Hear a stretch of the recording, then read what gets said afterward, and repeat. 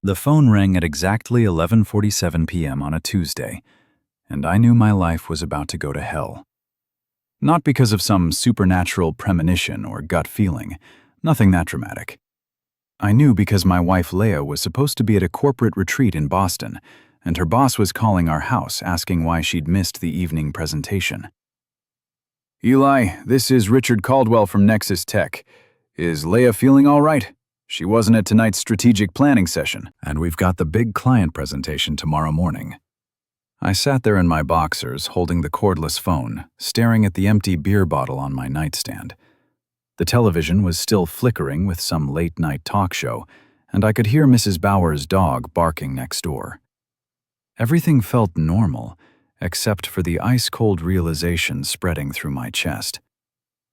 "Oh," I said, keeping my voice steady. She mentioned feeling under the weather earlier, probably sleeping it off. You know how these things go, right? Well, tell her to call me first thing if she's feeling better. We really need her input on the Morrison account. Will do, Richard. Thanks for checking in. I hung up and sat there for a long moment, processing what I just learned. My wife of 8 years, the woman who'd sworn to love and honor me, who'd cried at our wedding when she promised to always be honest with me, was lying. Not just a little white lie about spending too much on shoes or forgetting to pay a bill. A big, calculated, elaborate lie that involved fake conferences and missing work presentations. I walked to our bedroom and opened Isla's dresser drawer. Her passport was still there, along with her good jewelry and the emergency credit card we kept for real emergencies. So, she wasn't planning to disappear forever. This was something else entirely. My phone buzzed with a text message from Leah. "Conference is going great. Learning so much. Might extend the stay another day or two. The networking opportunities are incredible. Love you."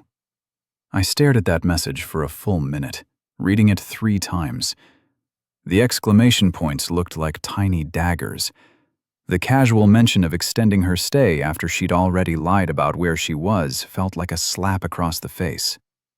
I texted back, "Sounds productive. Richard called looking for you. Told him you were sick." The response came back almost immediately. "Oh no, I forgot to tell him I was taking a personal day. Thanks for covering. You're the best." More lies. Smooth, effortless lies that rolled off her fingers like she'd been practicing them. I wondered how long this had been going on, how many other conferences and work trips had been complete fabrications. I got up and walked to the kitchen, suddenly wide awake despite the late hour. Our house was a modest 2-story colonial that we'd bought 5 years ago, back when we still talked about having kids and growing old together. The mortgage payment was manageable on my construction form and salary, combined with her HR director income. We'd painted the kitchen yellow because Leah said it would make morning coffee feel more cheerful. Now the yellow walls just looked sickly under the fluorescent light. I opened my laptop on the kitchen table and logged into Facebook. Leah wasn't much of a social media person, but her friend Sloane posted everything she did online. If Leah was somewhere she wasn't supposed to be, Sloane would probably document it. It took me about 10 minutes of scrolling through Sloane's feed before I found what I was looking for. A photo posted 6 hours ago. Wyla and Sloane at some beachfront bar, cocktails in hand, both of them laughing at something off camera. The location tag read, "Sunset Grill, Cape Cod." Cape Cod. Not Boston, not a corporate retreat, not anywhere she was supposed to be. I screenshotted the photo and sat back in my chair, feeling something cold and hard settling in my stomach. This wasn't just a girls' weekend that she'd lied about to avoid an argument.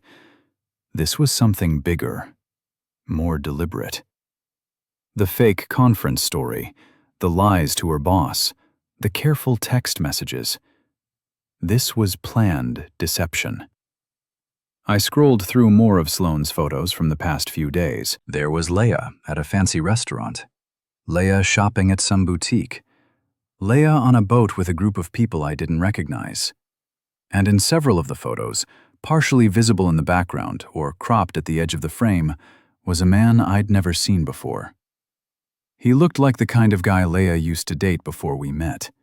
Tall, well-dressed, probably drove an expensive car and talked about wine pairings, the complete opposite of a construction worker who came home with dirt under his fingernails and preferred beer to Chardonnay. My phone buzzed again.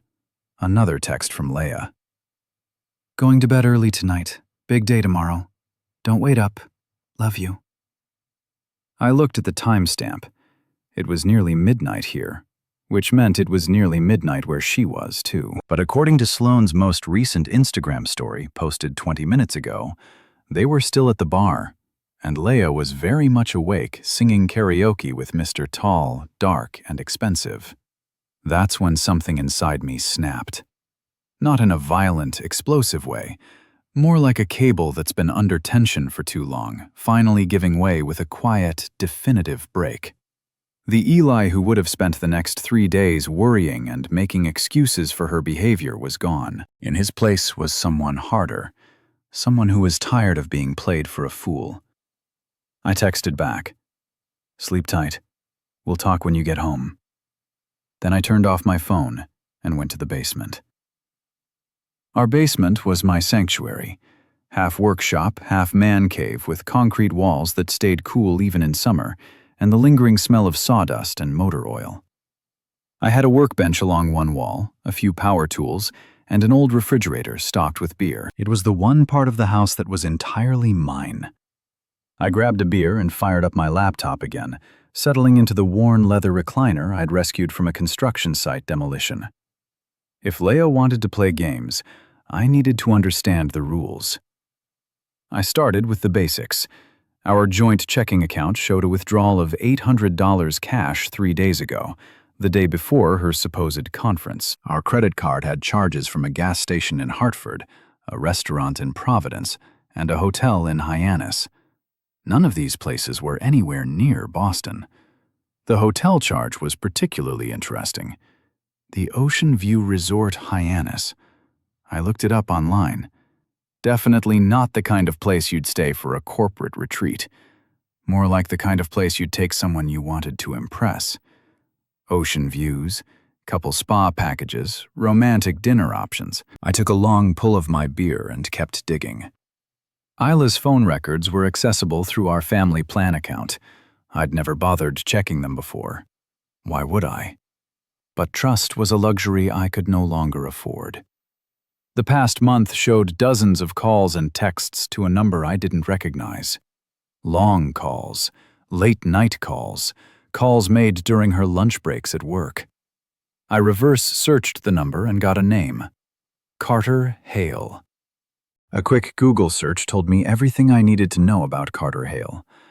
He was a regional sales director for a software company, recently divorced, owned a condo in downtown Hartford, and a sailboat marode in Cape Cod.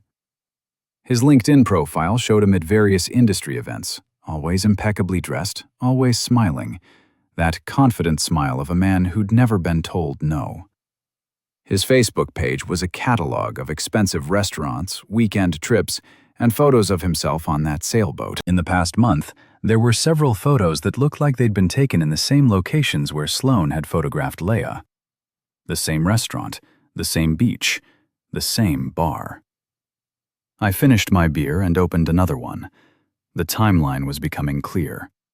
Leia had met Carter somewhere, probably at one of those networking events she was always attending for work. They'd started talking, texting, meeting for lunch. The lunch meetings had turned into something more, and now she was spending a long weekend with him, lying to everyone about where she was and what she was doing. I thought about our last few months together, the way she'd started working late more often, the way she'd become protective of her phone, taking it with her to the bathroom and keeping it face down during dinner, the way she'd seemed distracted during conversations, like her mind was somewhere else entirely. The signs had been there. I'd just been too trusting, or too stupid to see them. My phone vibrated with a text message. I'd forgotten I'd turned it back on. The message was from my best friend, Mick. "You up? Something weird happened at the Anchor tonight." The Rusty Anchor was our local bar, The kind of place where everyone knew everyone and gossip traveled faster than wildfire. Mick worked there as a bouncer 3 nights a week, supplementing his disability checks from the army. I texted back, "Yeah, I'm up." "What happened?" "Your wife's friend Mandy was here with some guy talking loud about how Leia was finally living her best life and deserved better than being stuck in this small town. Thought you should know. Mand." Leia's coworker and self-appointed life coach, the kind of woman who thought every marriage was a prison and every husband was an obstacle to female empowerment. She'd never liked me, and the feeling was mutual. "Thanks for the heads up," I texted back. "I'll call you tomorrow." "You okay, man?" I stared at that question for a long time. Was I okay? My wife was cheating on me with some slick salesman lying to my face and apparently discussing our marriage with her friends like it was some kind of tragic situation she needed to escape from. Her friends were celebrating her betrayal in public, treating it like some kind of liberation. No, I wasn't okay. But I was going to be. "I'm fine," I texted back. "Just tired." I spent the next hour creating a folder on my laptop and saving everything I'd found. Screenshots of Sloane's photos, printouts of the hotel charges, records of the phone calls, Carter's social media profiles. I labeled the folder Insurance and password protected it. Then I went upstairs and did something I'd never done before in 8 years of marriage. I went through Leia's personal belongings. Her jewelry box yielded nothing interesting. Her dresser drawers were neat and organized, exactly as I'd expected. But her closet was different. Pushed way back behind her winter coats, I found a small overnight bag I'd never seen before. Inside were clothes I'd never seen her wear, lingerie that was definitely not purchased for my benefit, a dress that was more expensive and revealing than anything in her regular wardrobe, and a bottle of perfume that wasn't the scent she usually wore. At the bottom of the bag was a receipt from Victoria's Secret dated 2 weeks ago. $347 for items I'd never seen her wear at home. I sat on the bedroom floor holding that receipt, feeling something dark and cold spreading through my chest. This wasn't a sudden impulse or a moment of weakness. This was premeditated. She'd been planning this for weeks, maybe months, buying special clothes, creating elaborate cover stories, building a whole secret life that didn't include me. My phone buzzed with another text from Leia. "Good morning. Another beautiful day at the conference. Learned so much yesterday. Can't wait to share everything with you when I get home." I looked at the timestamp. It was 2:17 a.m. Either she was sending texts in her sleep or she was lying in bed next to Carter sending me cheerful updates about her fake conference. I didn't text back. Instead, I went back to the basement and started planning. I didn't sleep much that night, but I was up and showered by 6 a.m., ready for another day of pretending everything was normal. I had a crew to supervise on a residential renovation project across town, and work had always been my refuge when life got complicated. But first, I needed coffee and information. Vivian's Pet Paradise opened at 7 a.m. sharp, and Viv was always there early, setting up the fish tanks and checking on the birds. More importantly, Viv knew everything that happened in our town. She was like a one-woman intelligence network, collecting gossip from customers and neighbors with the dedication of a professional spy. The bell above the door chimed as I walked in, and Viv looked up from the parrot cage she was cleaning. She was in her 50s, with graying hair and sharp eyes that missed nothing. "Eli Barnes, you're up early," she said, studying my face with the intensity of someone reading a book. "Coffee is fresh if you want some." Viv always kept a pot going for her regular customers. I poured myself a cup and leaned against the counter, trying to look casual. "Law's at a work conference," I said, testing the waters. "Boston, big corporate retreat thing." Viv's expression didn't change, but something flickered in her eyes. "That's so. When did she leave?" "Tuesday morning. Supposed to be back today, but she might extend it." Viv went back to cleaning the cage, but I could tell she was thinking. Funny thing, I could have sworn I saw her car at the train station Monday night, but I guess I was mistaken.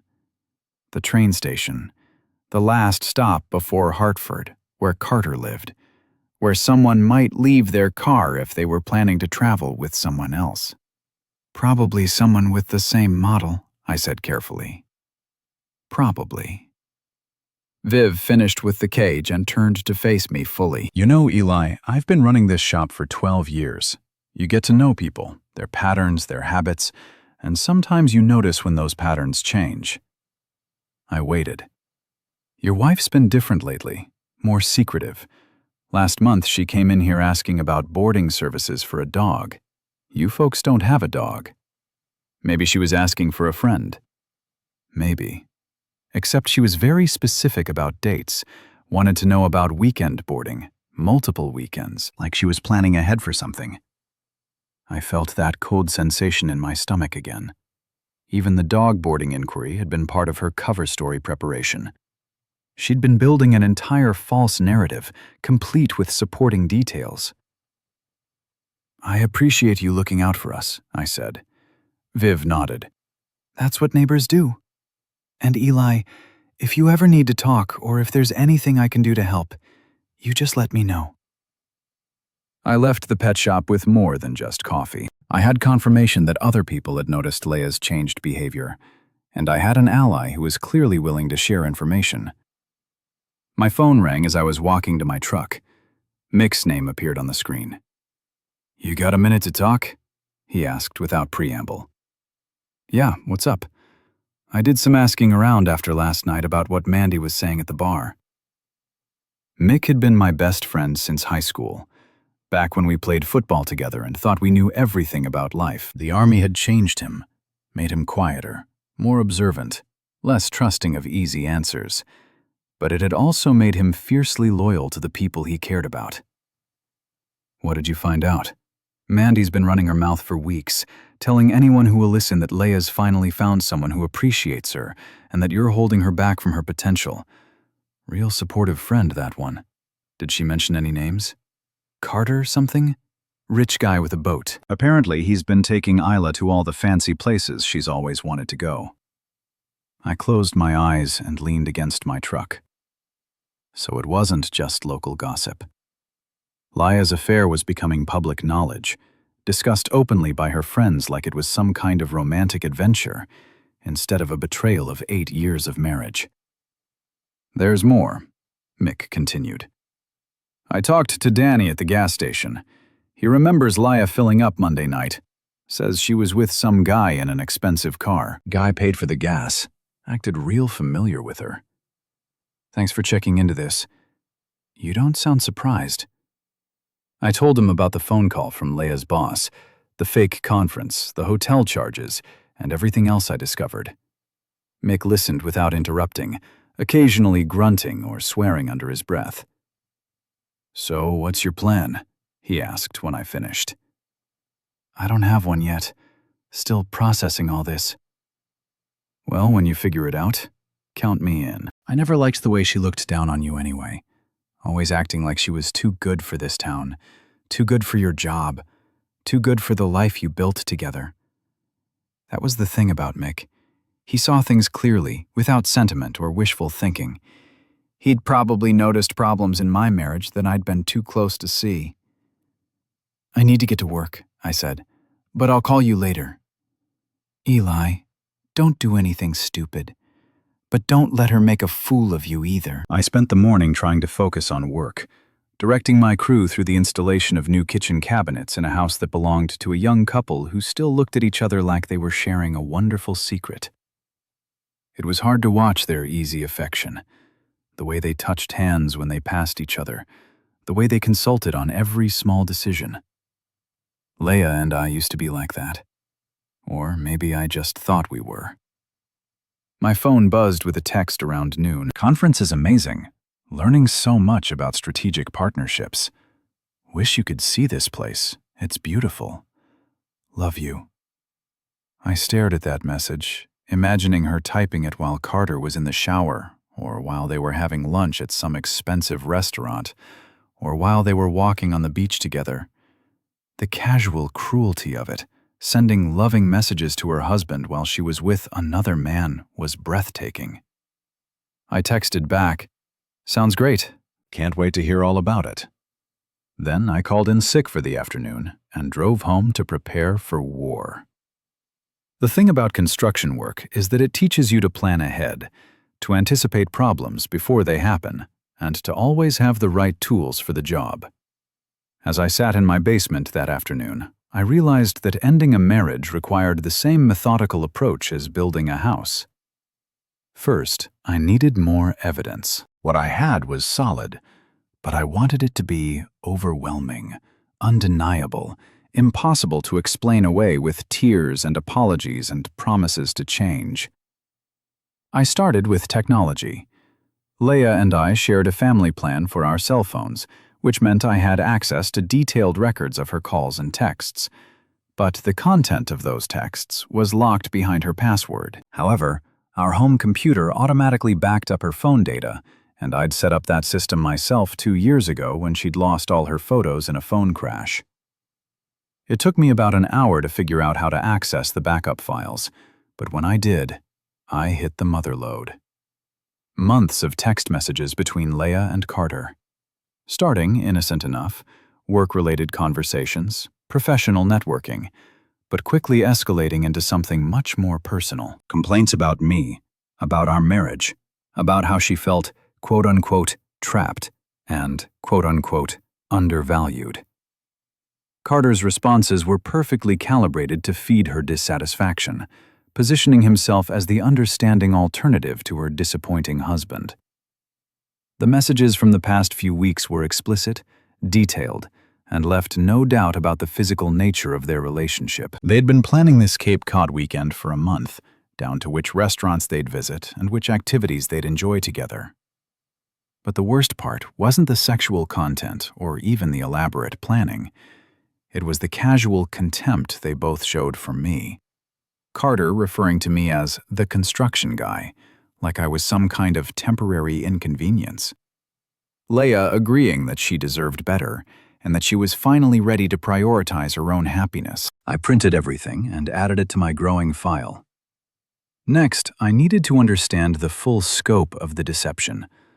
I logged into our joint credit card account and went back 6 months looking for patterns I'd missed. There they were. Charges at restaurants I'd never been to, hotels I'd never heard of, stores that sold things we didn't own. All carefully timed for days when I was working late or out of town on construction projects. The financial betrayal was almost as stunning as the emotional one. She'd been using our money? Money I'd earned swinging a hammer and managing crews to finance her affair. Romantic dinners, expensive lingerie, weekend getaways. I'd been unknowingly paying for my own humiliation. My phone rang. Mrs. Bowers from next door. "Eli, dear, I hope you don't mind me calling. I know Leia's away on business, but I wanted to check on you." Mrs. Bowers was 73 years old and had lived next door for 40 years. She knew every neighbor, every car, every routine on our street. More importantly, she cared about people and wasn't afraid to get involved when something seemed wrong. "That's very thoughtful, Mrs. Bowers. I'm doing fine." "I'm sure you are, dear.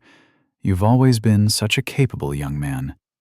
It's just that I've noticed some changes lately, and I wanted you to know that if you need anything, anything at all, you just have to ask." "What kind of changes?" There was a pause. "Well, I don't like to gossip, but I've seen Leia leaving at odd hours recently. Late at night, early in the morning, and last week there was a man in an expensive car who picked her up while you were at work. I thought perhaps it was work-related, but they seemed very familiar with each other, more than just colleagues." Mrs. Bowers had seen Carter. She'd witnessed at least part of the affair, and she was offering to help in her own gentle way. "I appreciate you looking out for us," I said. "Eli, I've been married for 52 years, and I've seen a lot of marriages go through difficult times. If you need someone to talk to, or if you need any kind of help, Please don't hesitate to ask. You're a good man, and you deserve better than, well, you deserve to be treated with respect. After I hung up, I sat in the quiet house and realized something important. I wasn't alone in this. Viv had noticed Laya's changed behavior. Mick was ready to help however he could. Mrs. Bowers had been watching and was offering support. Even people I hadn't talked to yet, like Danny at the gas station, had noticed something was wrong. Leia thought she was being clever, keeping her affair secret while she decided what to do about our marriage. But in a small town, secrets were hard to keep, and she'd underestimated how many people were paying attention. My phone buzzed with another text. Heading to dinner at this amazing seafood place. Wish you were here to try the lobster. Tomorrow's the last day of sessions. Then I'll be home. Can't wait to see you. I looked at the timestamp. 6:30 p.m. According to Carter's social media posts from previous visits to Cape Cod, his favorite restaurant was Neptune's Table, an upscale seafood place that specialized in romantic dinners for two. I had an idea. I called the restaurant and asked to speak to the manager. Hi, this is Eli Barnes. My wife Leia is dining with you tonight, and I wanted to arrange a special surprise for her. Could you tell me what table she's at? I'd like to send over a bottle of champagne with a note. The hostess was happy to help. Oh yes, Miss Barnes. She's at table 12 with her companion. They just ordered appetizers. What a lovely surprise. Her companion, not her colleague, not her conference attendee, her companion. Actually, I said, I've changed my mind about the champagne, but thank you for your help. I hung up and called Mick. You busy tonight? I asked. Not particularly. What do you need? How do you feel about a drive to Cape Cod? There was a pause. What exactly are we going to do in Cape Cod? We're going to gather some evidence and maybe have a conversation with my wife about her work conference. I'll pick you up in an hour.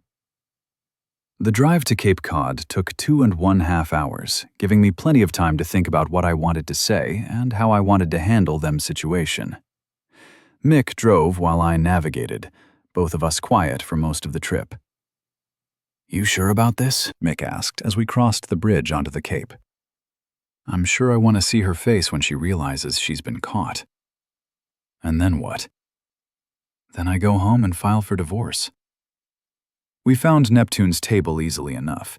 It was exactly the kind of upscale waterfront restaurant that Carter would choose to impress someone. Valet parking, soft lighting, tables with ocean views. The kind of place I'd never taken Leia because I couldn't afford it, and she'd never asked me to because she knew it was beyond our budget.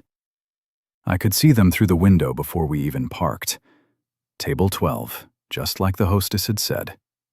Leia was wearing the expensive dress I'd found in her hidden overnight bag, her hair styled in a way I'd never seen before. Carter was leaning across the table, holding her hand, both of them laughing at something.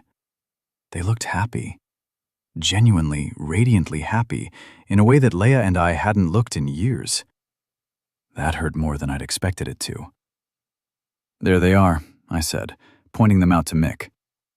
Yep, that's definitely not a business dinner. We sat in the parking lot for a few minutes, watching them through the window. They were completely absorbed in each other, oblivious to everything else around them. Leia touched Carter's face at one point, a gesture so intimate and familiar that it was clear this wasn't new for them. What's the plan? Mick asked. I'm going to walk in there and introduce myself to Carter. And you're going to record it with your phone for evidence? Mick nodded. I can do that. You want me to come in with you? No, wait out here unless things go bad. I got out of the truck and walked toward the restaurant, my heart pounding, but my mind clear. I'd rehearsed this moment during the drive, thinking through various scenarios and how I wanted to handle each one. The hostess greeted me with a professional smile. Good evening. Do you have a reservation? Actually, I'm here to surprise my wife. She's at table 12. Oh, how wonderful. Right this way. I followed her through the dining room, weaving between tables of couples enjoying romantic dinners. The irony wasn't lost on me. I was about to destroy the most romantic evening of my wife's life. Leia saw me when I was still 10 feet away. The color drained from her face so quickly, I thought she might faint. Carter was facing away from me, still talking, oblivious to the fact that his evening was about to take a dramatic turn. "Hi, honey," I said, stopping beside their table. "How's the conference going?" Leia's mouth opened and closed without making any sound. Carter turned around, confusion written across his face. "I'm sorry," he said. "I think there's been some mistake." "No mistake," I said pleasantly. "You must be Carter. I'm Eli Barnes, Leia's husband." The silence at their table was deafening around us. Other diners continued their conversations, unaware of the drama unfolding at table 12. Carter recovered first. "I think you should leave," he said, standing up. He was taller than I'd expected, well-dressed, confident in the way that money and success made some men confident. "I think you should sit down," I replied, not moving. "We're going to have a conversation." Leia finally found her voice. "Eli, what are you doing here? How did you find you?" "It wasn't hard. Your boss called Tuesday night asking why you missed the conference presentation. Turns out there was no conference, Leia. Just lies." She looked around the restaurant, clearly mortified that we were having this conversation in public. "Can we please talk about this somewhere private?" "Why are you embarrassed?"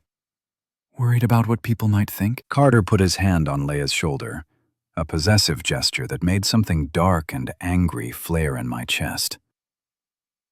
"Look, I don't know what kind of problems you two have, but this isn't the place to work them out."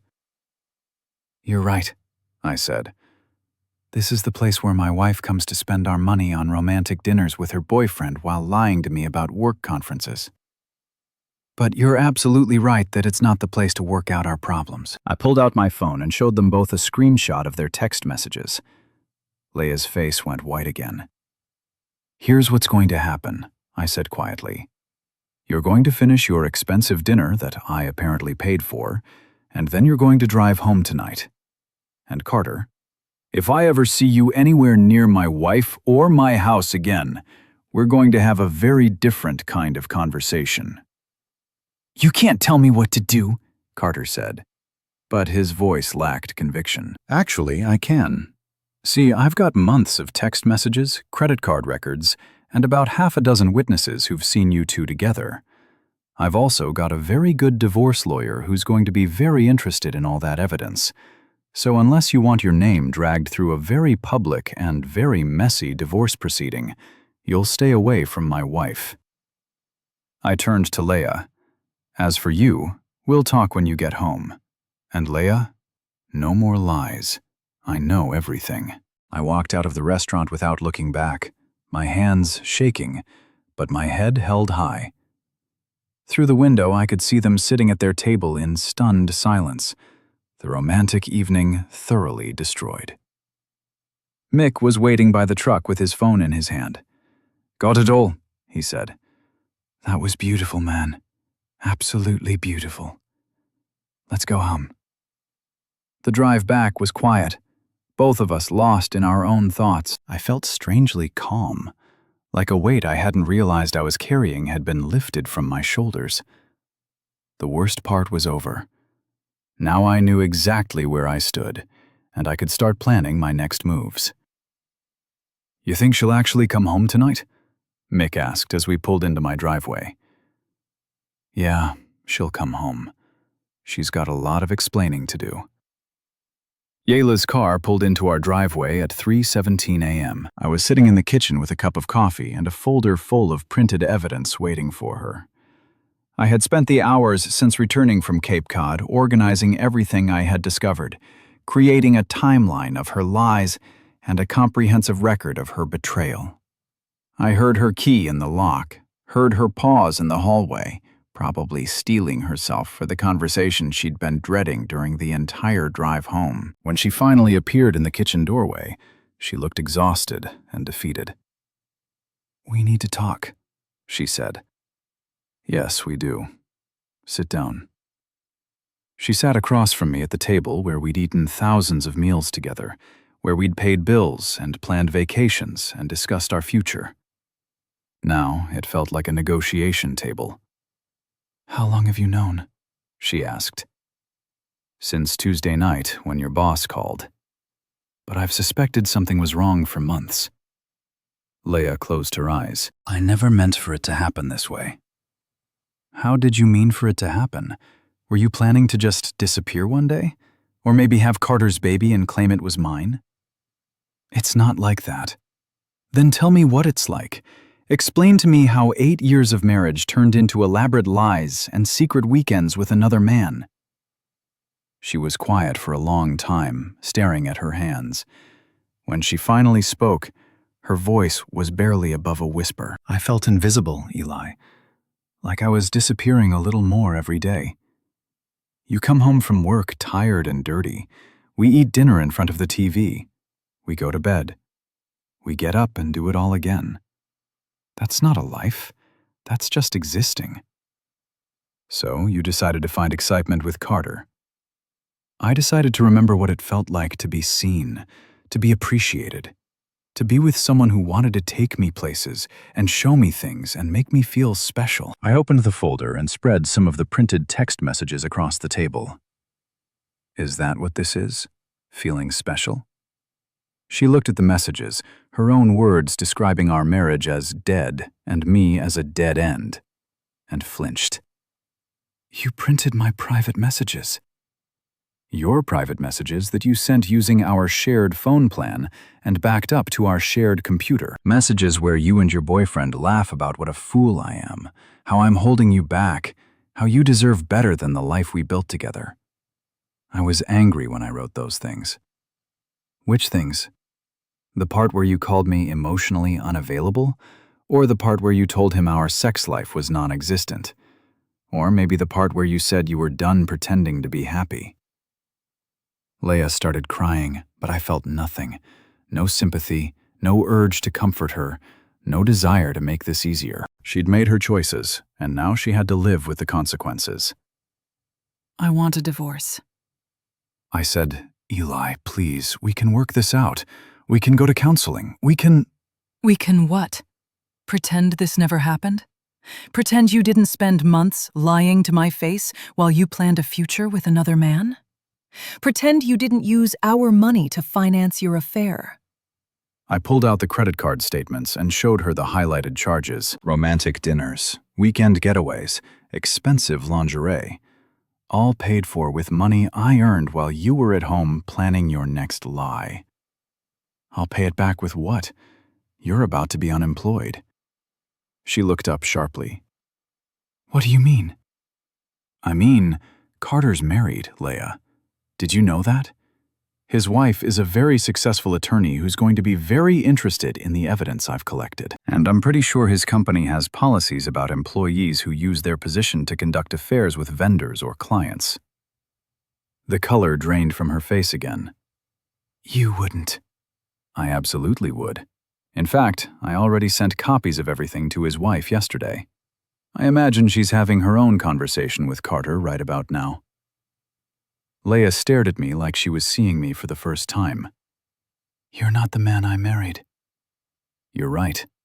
The man you married was naive enough to trust you. The man you married would have blamed himself for your unhappiness and tried to fix whatever was wrong with our marriage.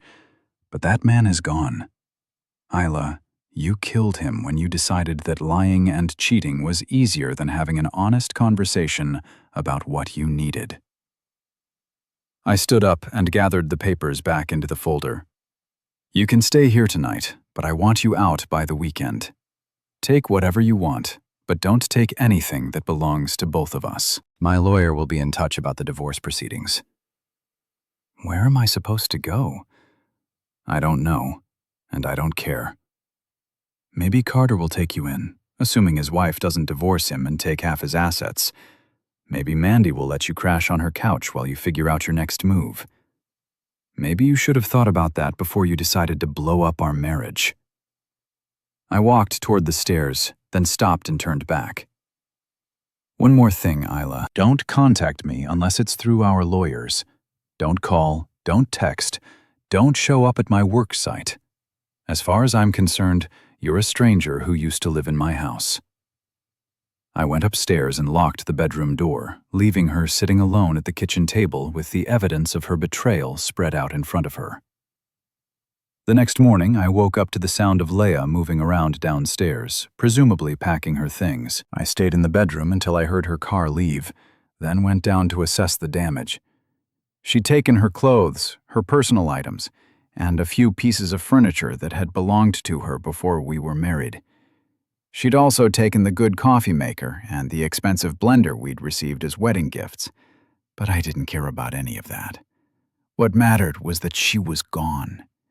My phone had 17 missed calls and 12 text messages. Most were from Leah, begging me to reconsider, promising to end things with Carter, swearing that she loved me and wanted to save our marriage. I deleted them all without reading them completely. There were also messages from Mick, Viv, and Mrs. Bowers, all checking to make sure I was okay. Word had apparently spread quickly that Leah had come home in the middle of the night and left again early in the morning.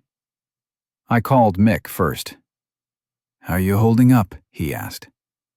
"Better than I expected. She's gone." "Good. You need anything?" "Actually, yeah. I need help changing the locks and maybe installing a security camera. I don't trust her not to come back when I'm at work. I'll be over in an hour." Next, I called my lawyer, Tom Mitchell. Tom had handled the legal work when we bought our house, and I trusted him to handle the divorce proceedings with the same thorough professionalism. "I need to file for divorce," I told him, "and I need to do it quickly." "Okay, grounds. Adultery, and I have extensive evidence." I spent an hour in Tom's office going through the evidence I'd collected and explaining the situation. Tom was impressed with the thoroughness of my documentation. "This is going to be a very straightforward case," he said.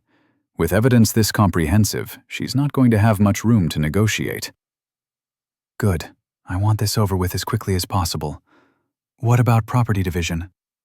"She can have whatever she brought into the marriage. Everything else stays with me. The house, the cars, the savings accounts, all of it."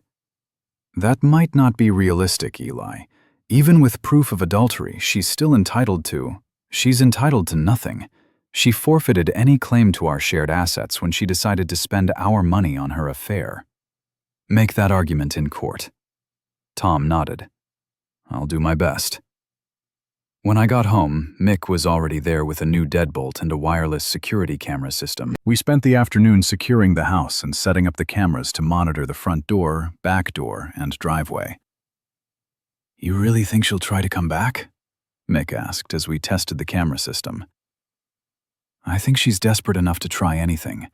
She lost her marriage, her boyfriend's probably about to lose his job and his own marriage, and she's got nowhere to go.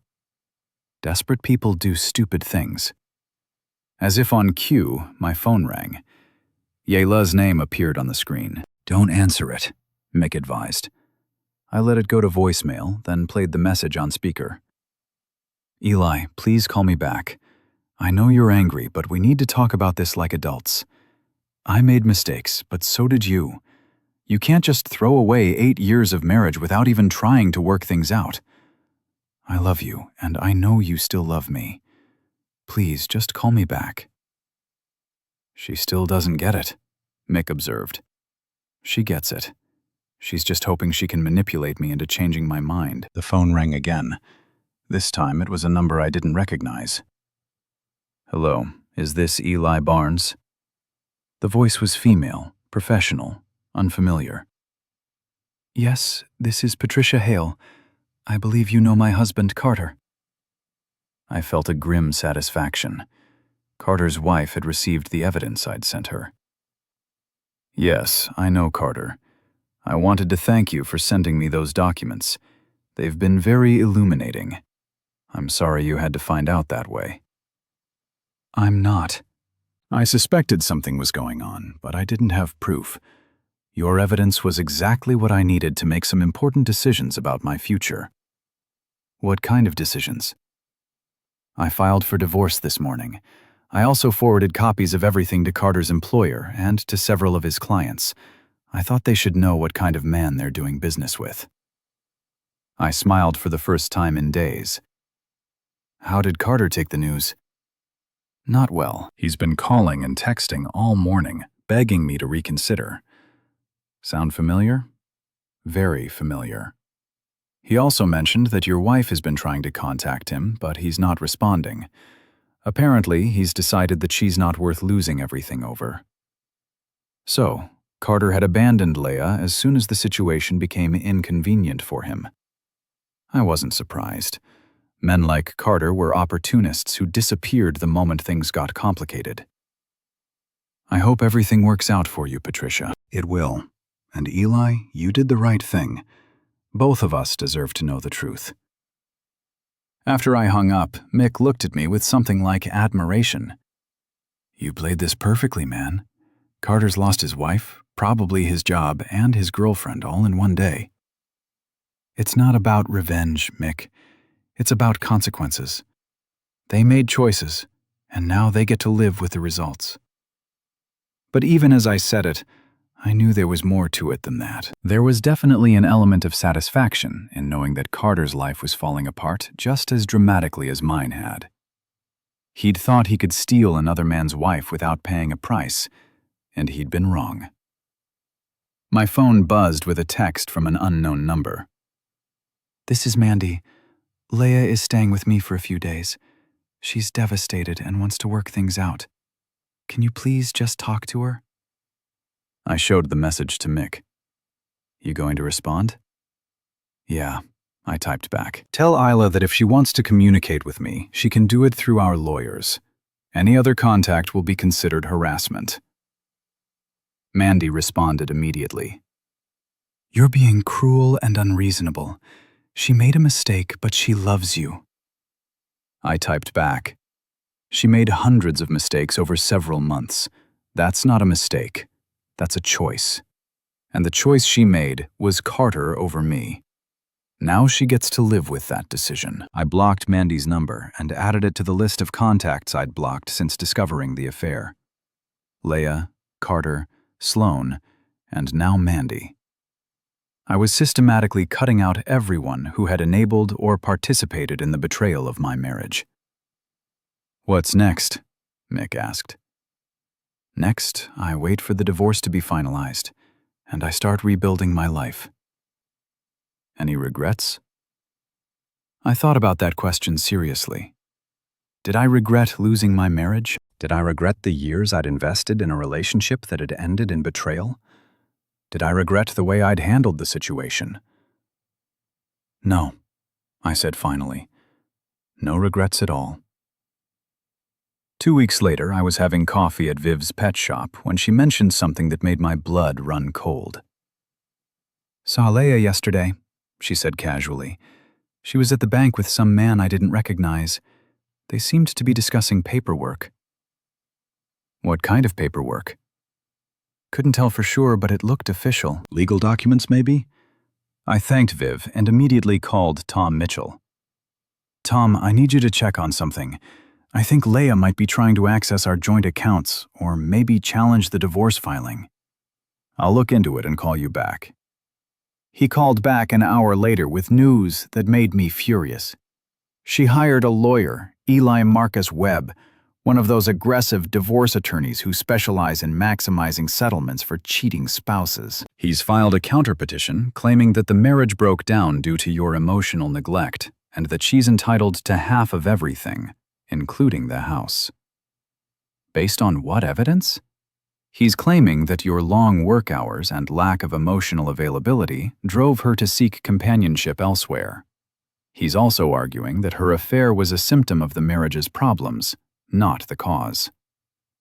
I felt that familiar cold rage settling in my stomach. Even after being caught in an elaborate web of lies, even after losing her boyfriend and her reputation, Leia was still trying to rewrite history and make herself the victim. What are our options? We fight it. With the evidence you collected, we can demonstrate that her affair was premeditated and ongoing, not a reaction to marital problems. But it's going to get ugly, and it's going to be expensive. I don't care about the cost. I want to destroy this argument completely. That evening, I was sitting in my basement workshop, planning my next moves, when I heard a car pull into my driveway. The security camera alert popped up on my phone, showing Leah getting out of an unfamiliar sedan.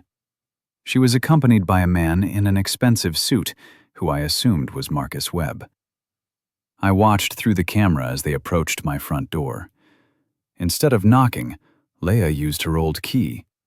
Apparently, she'd made a copy before returning the original. The new deadbolt stopped her, and I heard her rattling the door handle in frustration.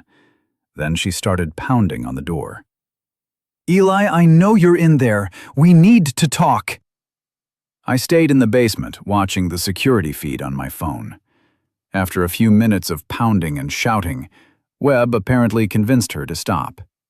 They stood on my porch for several minutes, Webb taking photos of the house and making notes on a legal pad. Then they walked around to the backyard, where Webb took more photos and measurements. They were building a case for Leah's claim to half the house, documenting improvements and calculating values. I called Mick. "They're here," I said. "Leah and her lawyer. They're taking photos and measurements. Want me to come over?"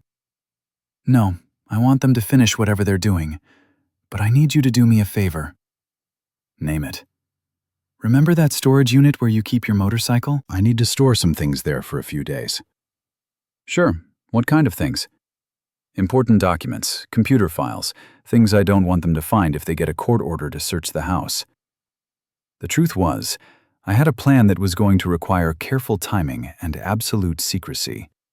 If Leah wanted to play dirty, I was going to show her what dirty really looked like. Over the next few days, I quietly moved copies of all my evidence to Mick's storage unit, along with some additional documentation I've been collecting. Credit card records showing every penny she'd spent on her affair. Phone records documenting the extent of her lies. Screenshots of social media posts where she and her friends had mocked our marriage. But I also had something else. Something I discovered while going through our home computer more thoroughly. Leah had been planning to leave me for months, possibly longer. Hidden in a folder labeled Work Projects were draft letters to divorce attorneys, research on property division laws, and calculations of what she thought she could get in a settlement. She'd also been secretly photographing valuable items in our house and researching their worth. Most damning of all, she'd been corresponding with Carter about their future together long before their affair became physical. They discussed him leaving his wife, her leaving me, and the two of them starting a new life together with the money they'd get from their respective divorces. The affair wasn't a mistake or a moment of weakness. It was part of a calculated plan to destroy two marriages and use the financial settlements to fund a new life together. I printed everything and added it to my evidence file. Then I made a decision that would end this war once and for all. I called Patricia Hale. "Patricia, it's Eli Barnes. I have some additional information that I think you'll find interesting." "What kind of information?" "Proof that Carter and Leah were planning to leave both of us from the very beginning. This wasn't an affair that got out of hand. It was a conspiracy to destroy our marriages for financial gain." I met Patricia at a coffee shop and showed her everything I'd found. Her reaction was even stronger than I'd hoped.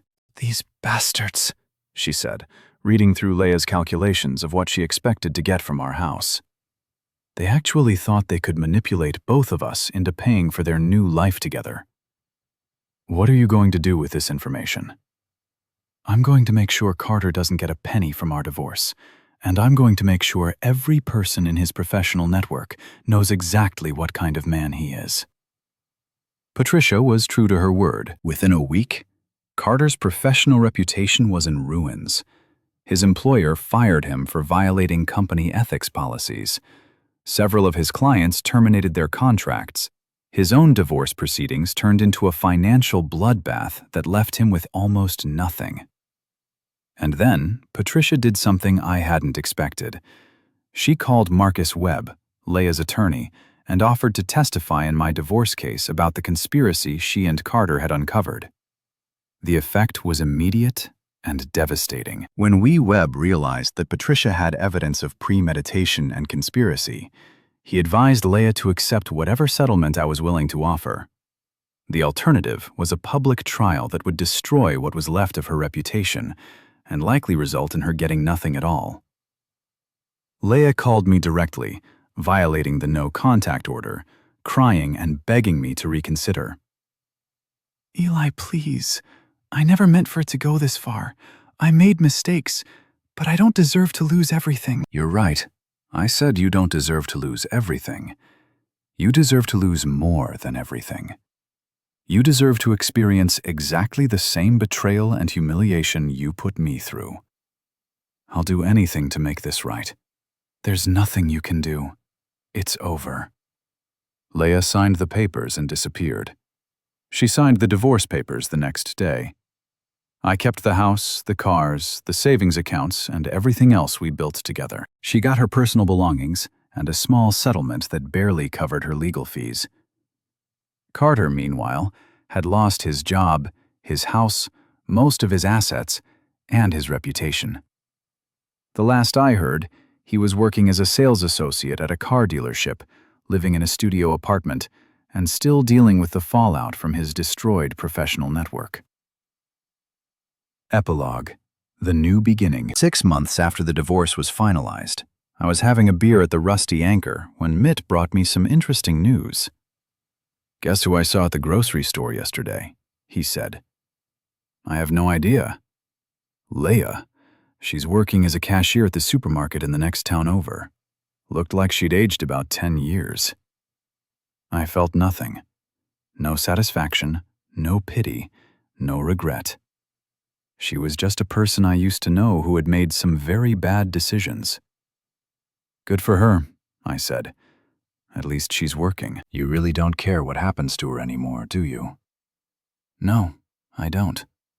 And that was the truth. The woman who had betrayed our marriage, lied to my face for months, and tried to steal half of everything I'd worked for, was no longer my problem. She was free to live whatever life she could build from the wreckage of her choices. As for me, I was doing better than I'd ever imagined possible. The house was mine, decorated exactly the way I wanted it. My construction business was thriving. Word had gotten around about how I'd handled the divorce, and it had actually enhanced my reputation for being tough and reliable. I'd even started dating someone new, Sarah, a teacher at the local elementary school who was divorced herself and understood the importance of honesty and trust in a relationship. We took things slow, built our connection on friendship and mutual respect, and never made promises we couldn't keep. But the best part was the peace. No more wondering where my wife really was when she claimed to be working late. No more analyzing every conversation for hidden meanings. No more walking on eggshells around someone who had already decided I wasn't good enough for the life she wanted. I'd learned something important during those dark months of discovery and divorce. I'd rather be alone than be with someone who didn't value what we had together. I'd rather start over at 40 than spend the next 20 years with someone who saw our marriage as a prison instead of a partnership. Mrs. Bauer still brought me cookies every few weeks, and we'd sit on her porch talking about the neighborhood and sharing gossip. Viv still kept me informed about everything happening in town, though she was tactful enough never to mention Leah unless I asked. And Mick remained my closest friend. The one person who'd stood by me when everything fell apart and helped me put my life back together. One evening, as we were closing down the Anchor after a particularly good night, Mick asked me a question I'd been expecting for months. "Any regrets about how you handled everything?" I thought about it seriously, the way I always did when he asked important questions. "No," I said finally. "I regret that I wasted 8 years on someone who didn't deserve them. I regret that I was naive enough to trust someone who is lying to my face every day. But I don't regret how I handled it once I found out the truth. Even the revenge part. Especially the revenge part.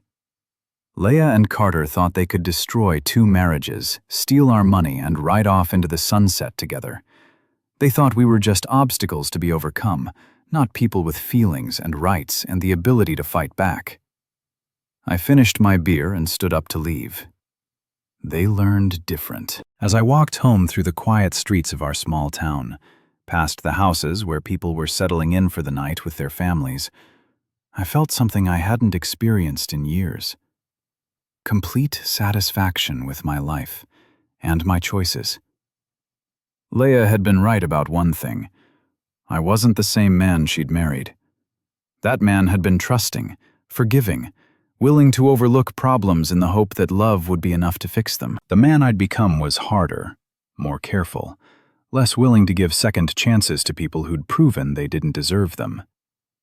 But he was also stronger, more self-reliant, and absolutely unwilling to settle for less than he deserved. Some people might call what I did to Leia and Carter revenge. I preferred to think of it as justice. They'd made choices, and I'd simply made sure they experienced the full consequences of those choices. The stay had been extended, all right. Extended far beyond what either of them had planned for, and with results they never could have imagined. And I was perfectly fine with that. Fine with that. Fine with that. Fine with that. Fine with that. Fine with that. Fine with that. Fine with that.